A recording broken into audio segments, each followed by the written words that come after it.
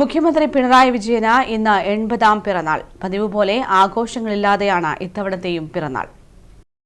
1945 May 24-നാണ് Pinarayi മുണ്ടയിൽ കോരന്റെയും കല്യാണിയുടെയും മകനായി പിണറായി വിജയൻ ജനിച്ചത്.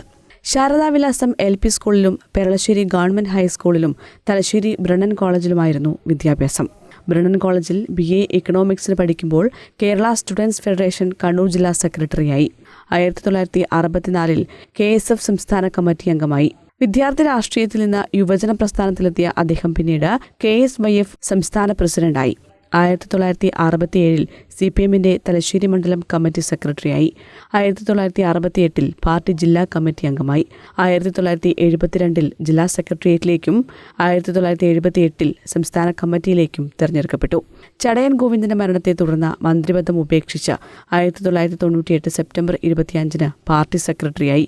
അതിനുശേഷം കണ്ണൂരിലും മലപ്പുറത്തും കോട്ടയത്തും നടന്ന സ്റ്റേറ്റ് കോൺഫറൻസിൽ സെക്രട്ടറിയായി വീണ്ടും തെരഞ്ഞെടുക്കപ്പെട്ടു. തുടർന്ന് പൊളിറ്റ് ബ്യൂറോ അംഗവുമായി. 2016-ലാണ് ആദ്യ പിണറായി സർക്കാർ അധികാരമേൽക്കുന്നത്.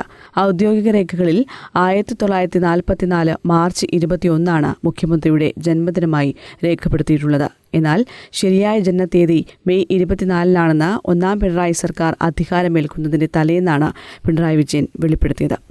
News desk, Kannur vision.